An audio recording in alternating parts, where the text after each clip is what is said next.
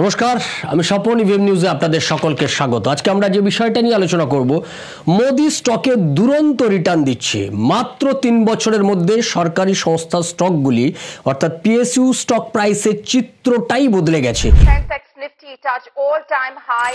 The details that are coming in of Nifty hitting an all-time high. And Narendra Modi 2023-এর আগস্টে লোকসভায় আস্থা ভোটের আলোচনার সময় বিনিয়োগকারীদের কাছে তিনি এই আহ্বান জানিয়েছিলেন যে রাষ্ট্রায়ত্ত স্টকগুলোতে আপনারা বিনিয়োগ করুন। এই পরামর্শ তিনি দিয়েছিলেন। शेयर मार्केट में रुचि रखने वाले को भी ये गुरु मंत्र है कि जो सरकारी कंपनियों को ये लोग गाली देना, आप उसमें दांव लगा दीजिए साहब, अच्छा ही होगा। আর এই আহ্বান জানানোর পর স্ট্যাটিস্টিক্স বলছে 4 গুণ বেড়েছে রেল, ব্যাংক, প্রতিরক্ষা, বিদ্যুতের স্টকগুলিতে। আমরা আজকে আলোচনা করব 4টি বিষয় নিয়ে। 1 নম্বর, 3 বছরের স্টকগুলির চোখ ধাঁধানো রিটার্ন। নাম্বার 2, সিপিএসই সূচকের পারফরমেন্স। নাম্বার 3, মার্কেট ক্যাপ 3 বছরে কতটা বেড়েছে। নাম্বার 4, সিপিএসই কত লভ্যাংশ দিয়েছে। ভারতীয় স্টক মার্কেটে সেন্ট্রাল পাবলিক সেক্টর এন্টারপ্রাইজ সিপিএসই সূচক 3 বছরে দুর্দান্ত পারফর্ম করেছে। আয়ের দিক থেকে সিপিএসই সূচক বেঞ্চমার্ক সূচক যেগুলো রয়েছে স্টক মার্কেটে, যেমন সেন্সেক্স, নিফটি, সেগুলোকেও ছাড়িয়ে গেছে। শুধু তাই নয়, গত 3 বছরে স্টক মার্কেটে তালিকাভুক্ত সরকারি কোম্পানিগুলোর বাজার মূলধন 3.61 গুণ বেড়েছে। 12.10 লক্ষ কোটি টাকা থেকে বেড়ে 43.65 লক্ষ কোটি টাকা হয়েছে। অর্থমন্ত্রকের সোশ্যাল মিডিয়ার প্ল্যাটফর্ম এক্স হ্যান্ডেলে একটা পোস্ট করেছে অর্থমন্ত্রক। সেখানে কি বলছে?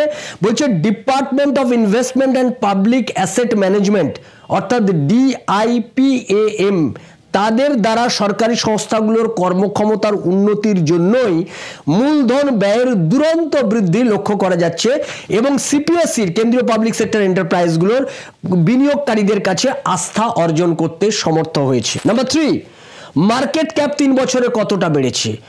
অর্থমন্ত্রকের এক্স হ্যান্ডেলের পোস্ট অনুযায়ী আমরা যে রিপোর্টটা দেখতে পাচ্ছি, 3 বছর অর্থাৎ 7ই অক্টোবর 2021 থেকে 7ই অক্টোবর 2024 পর্যন্ত এই সময়কালে সেন্সেক্স রিটার্ন দিয়েছে 38.68%, যেখানে বিএসই সিপিএসই দিয়েছে 157.22%, অনেকটা পার্থক্য। নিফটি দিয়েছে 40.72% রিটার্ন, সেখানে এনএসই সিপিএসই দিয়েছে 185.79%। স্টক মার্কেটে বেঞ্চমার্ক সূচকের থেকে অনেক এগিয়ে সিপিএসই। তালিকাভুক্ত সরকারি কোম্পানিগুলোর বাজার মূলধন 31 মার্চ 2021 ছিল 12.10 লক্ষ কোটি টাকা। 11ই অক্টোবর 2024 সেটা এসে দাঁড়িয়েছে 43.65 লক্ষ কোটি টাকা, অর্থাৎ প্রায় 3.61 গুণ বেড়েছে। নাম্বার 4, সিপিএসই কত লভ্যাংশ দিয়েছে। শেয়ার বাজারে তালিকাভুক্ত সেন্ট্রাল পাবলিক সেক্টর এন্টারপ্রাইজ সিপিএসই শুধু যে শেয়ার হোল্ডারদের পকেট গরম করেছে তা নয়, তাদের যে মোটা টাকা রিটার্ন দিয়েছে শুধু তাই নয়, এই সংস্থার দেওয়া লভ্যাংশ সরকার ও বিনিয়োগকারীদেরও পকেট ভর্তি করেছে। 2021-22-এ সরকারি সংস্থাগুলোর লভ্যাংশ ছিল 39,750 কোটি টাকা, সেটাই 2023-24 হয়ে দাঁড়িয়েছে 63,749 কোটি টাকা।